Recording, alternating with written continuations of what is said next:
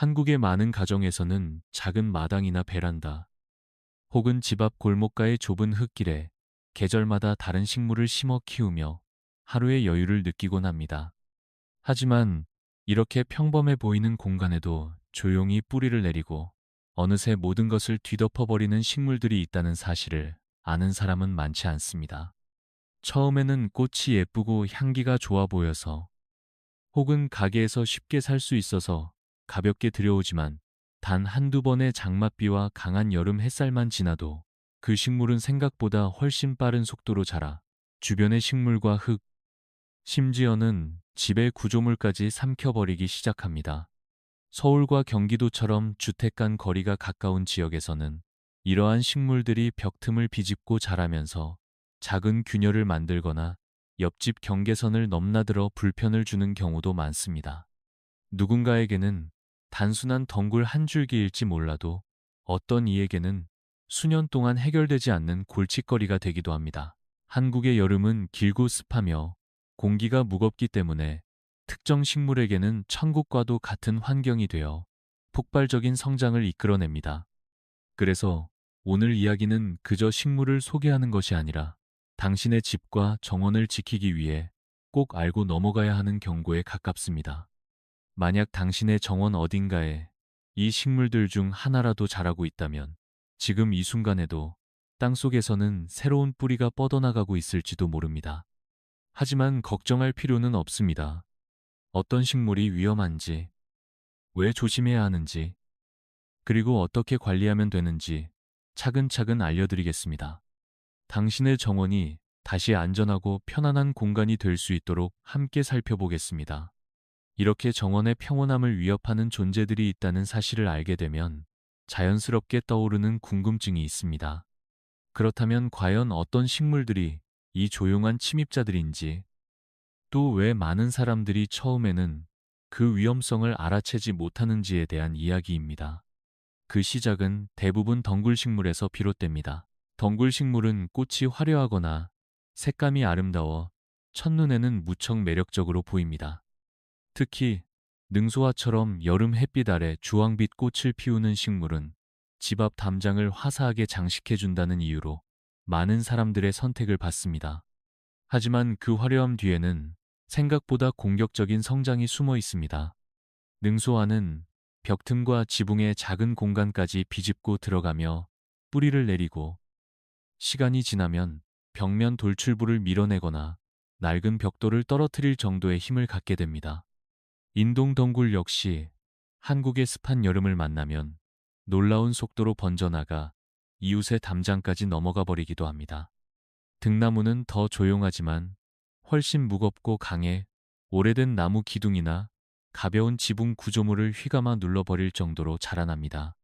어떤 가정에서는 방가지 똥덩굴이 꽃이 작고 귀여워 보여 그냥 두었다가 어느새 텃밭과 화단 전체를 뒤덮어 다른 식물들이 햇빛조차 받기 힘들어지는 경우도 있습니다.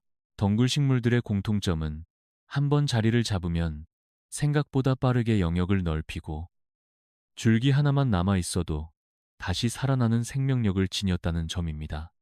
그래서 처음에는 예쁘고 무해해 보이지만 시간이 조금만 지나면 정원의 흐름을 바꾸어 버리는 힘을 갖게 됩니다.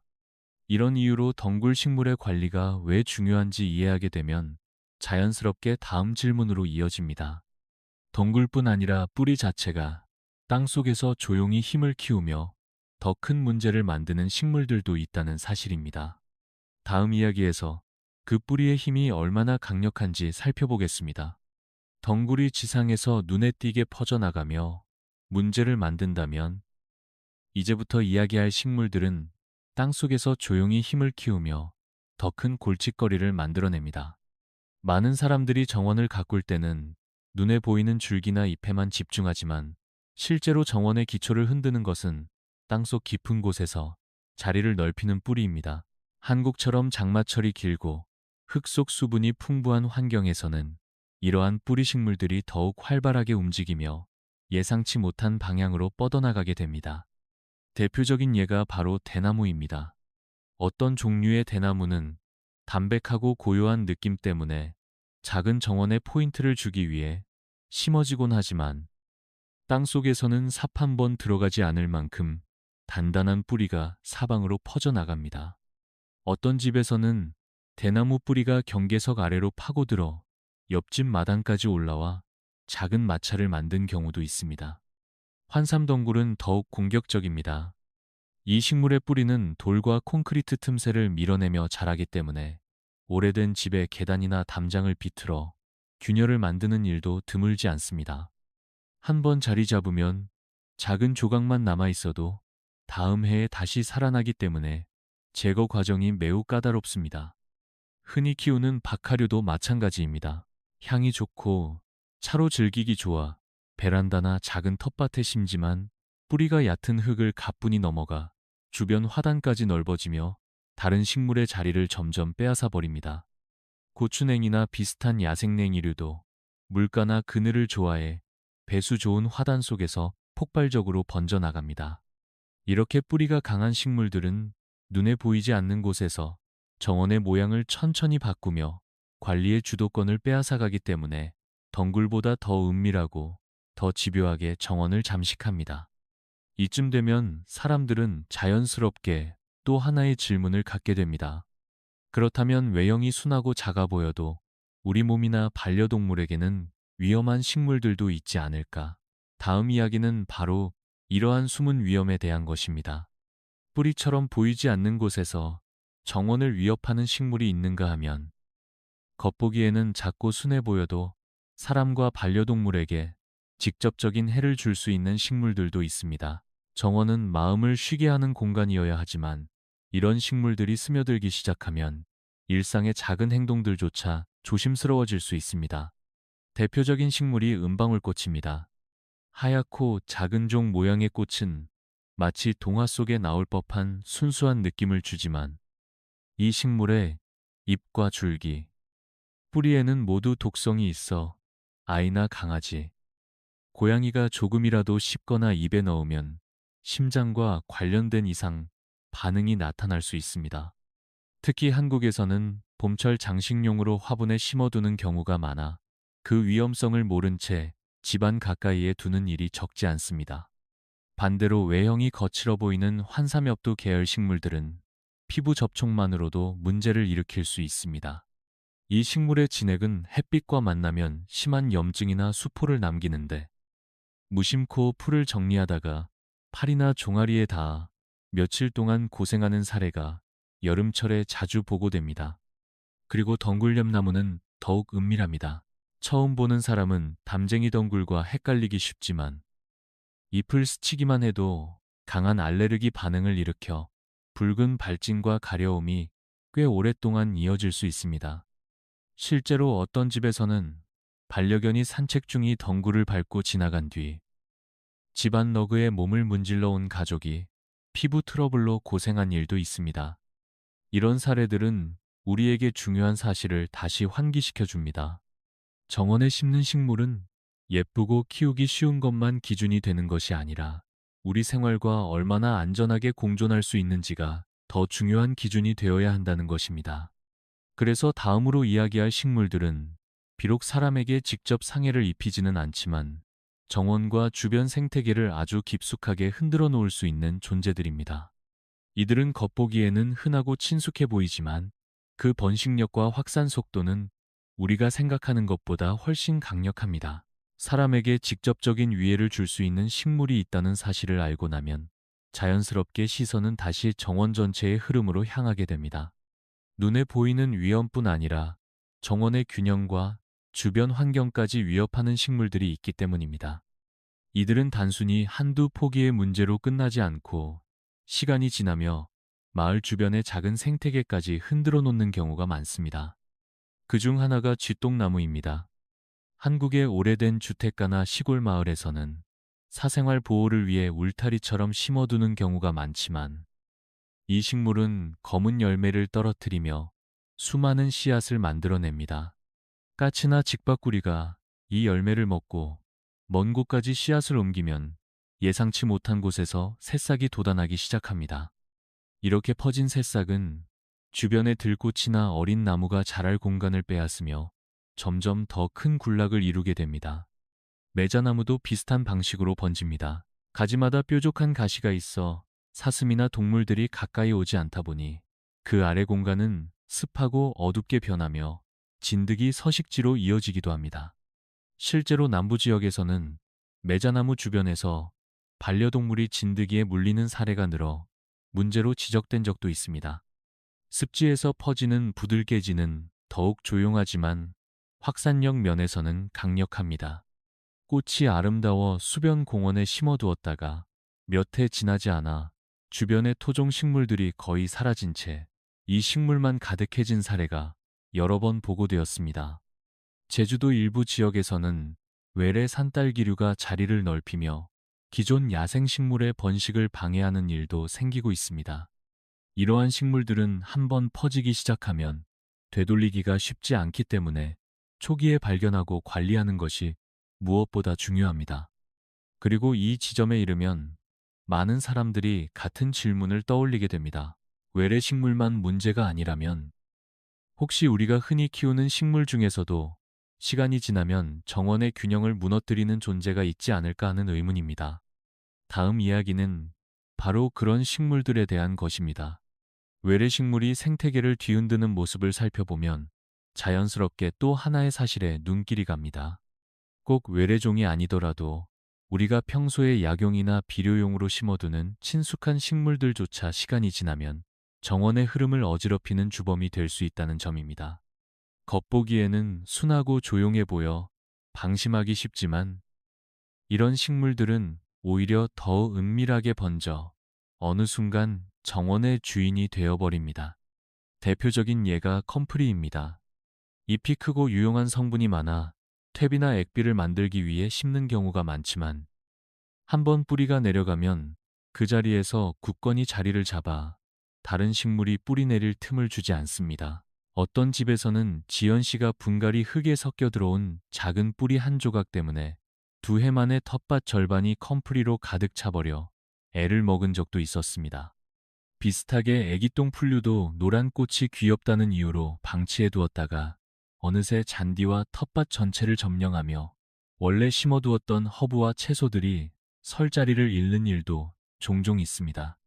심지어 검은 호두처럼 외국에서 들여온 묘목을 취미로 키우는 경우에는 그 뿌리에서 나오는 물질이 주변 식물의 성장을 방해해 자리를 잡은 채 주변을 서서히 황폐하게 만들기도 합니다. 이런 사례를 듣다 보면 사람들은 한 가지 공통된 깨달음에 이르게 됩니다. 문제의 원인은 특별한 식물 한두 종이 아니라 우리가 그 식물의 성질을 충분히 이해하지 못한 채 예쁘다는 이유만으로 혹은 유용해 보인다는 이유만으로 들여오는 데 있다는 사실입니다. 그래서 정원을 지키기 위해 가장 필요한 것은 식물의 본래 모습을 정확히 아는 일이며 그 지식은 앞으로 다룰 마지막 이야기를 준비하는 데에도 중요한 기반이 됩니다. 지금까지 소개한 모든 식물들이 강한 번식력을 지니고 있었지만 다음에 살펴볼 식물은 그 중에서도 가장 빠르고 가장 넓게 퍼지며 정원뿐 아니라 주변 환경까지 위협하는 존재로 꼽힙니다. 이제 많은 사람들이 이름만 들어도 고개를 절레절레 흔드는 댐덩굴에 대한 이야기를 이어가겠습니다. 이제 마침내 이야기의 중심에 서 있는 식물. 수많은 정원사들이 가장 두려워하는 존재인 텐덩굴의 차례가 되었습니다. 앞서 언급한 식물들이 각각의 방식으로 정원을 위협해왔다면 텟덩굴은 그 모든 특성을 한데 모은 듯한 압도적인 생명력과 확산력을 지니고 있습니다. 한국의 여름은 길고 습하며 온도가 높아 큰 덩굴에게는 더없이 좋은 성장 조건이 됩니다. 그래서 한 번 자리를 잡기만 하면 하루가 다르게 덩굴이 굵어지고 잎이 확대되며 주변의 울타리와 나무, 화단의 식물들을 순식간에 뒤덮어 버립니다. 충청도 시골에서 살고 있는 민수 씨의 집에서는 몇 해 전 담장 아래 작은 빈틈을 통해 들어온 텟덩굴 하나가 단 2해 만에 창고 지붕을 반쯤 덮어 일가가 큰 수고를 들여 제거해야 했던 적이 있었습니다. 덩덩굴의 진짜 문제는 눈에 보이는 줄기보다 땅속에서 벌어지는 일에 있습니다. 이 식물의 뿌리는 길고 굵으며 깊이 박혀 작은 조각만 남아 있어도 다음 해에 다시 살아나는 힘을 가지고 있습니다. 어떤 사람들은 텐덩굴을 줄기만 잘라내면 된다고 생각하지만 그렇게 하면 오히려 더 왕성하게 새싹을 틔우며 뻗어나가는 경우가 많습니다. 제거하기 위해서는 반복적인 절단과 그늘막 설치, 뿌리 주변의 빛을 차단하는 작업이 필요하고 경우에 따라 깊은 곳까지 파내야 하는데 이 과정이 결코 하루아침에 끝나는 일이 아닙니다. 그래서 그 덩굴은 많은 사람들이 정원 관리의 마지막 숙제라고 부를 만큼 강력한 존재입니다. 지금까지 살펴본 여러 식물들의 이야기를 떠올려 보면 결국 정원을 위협하는 것은 식물 자체가 아니라 우리가 그 특성을 모른 채 방심하는 순간이라는 사실을 다시 떠올리게 합니다. 이제 이 모든 내용을 마무리하며 우리의 정원을 지키기 위해 무엇을 기억해야 하는지 이어서 살펴보겠습니다.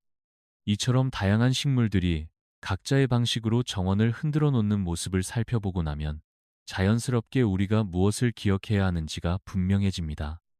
정원은 단지 식물을 심고 가꾸는 공간이 아니라 계절의 변화를 느끼고 마음을 쉬게 하는 집안의 작은 자연이기 때문에 그 안에서 함께 지낼 식물을 선택할 때는 아름다움이나 편리함만으로 결정하기 어렵습니다. 능소화처럼 화려한 꽃을 가진 식물도, 박하처럼 향이 좋은 식물도, 컴프리처럼 유용하다고 알려진 식물도 관리 방식에 따라 평화로운 이웃이 되기도 하고 정원의 균형을 무너뜨리는 존재가 되기도 합니다. 그리고 텐덩굴처럼 강한 생명력을 가진 식물은 그저 조금만 방심해도 정원뿐 아니라 주변 구조물과 생태계에까지 영향을 미칠 수 있음을 잊어서는 안 됩니다. 그렇다고 해서 오히려 이런 특성들을 알고 나면 식물을 더 깊이 이해하게 되고 조금만 주의를 기울여도 정원은 오랫동안 안정적으로 유지될 수 있습니다. 새로운 식물을 들일 때는 먼저 그 식물이 어떤 환경을 좋아하는지, 어떤 방식으로 번식하는지 가볍게 확인해 보는 것만으로도 큰 문제를 예방할 수 있습니다. 또 정원을 돌볼 때는 계절마다 울타리 아래나 담장 틈을 천천히 살펴보고 뿌리가 예상 밖으로 번지고 있는지 확인해 보면 불필요한 확산을 일찍 막을 수 있습니다. 무엇보다 중요한 것은 정원이 우리 삶에 주는 의미를 잊지 않는 것입니다. 정원은 때로는 걸음을 멈추게 하고 어떤 날은 조용한 위로가 되어주며 바쁜 하루 속에서도 계절의 흐름을 느끼게 해줍니다. 그런 소중한 공간을 지키기 위해 우리가 할 수 있는 일은 크지 않습니다. 그저 식물의 속성을 이해하고 필요할 때는 조금 더 단호하게 정리를 해주는 것뿐입니다. 이렇게 작은 노력이 쌓이면 정원은 다시 초록의 균형을 되찾고 바람이 스쳐 지나갈 때마다 안전하고 평화로운 느낌을 전해주게 됩니다. 이제 당신의 정원도 그 평온을 오래도록 간직할 수 있기를 바라며 이야기를 마칩니다.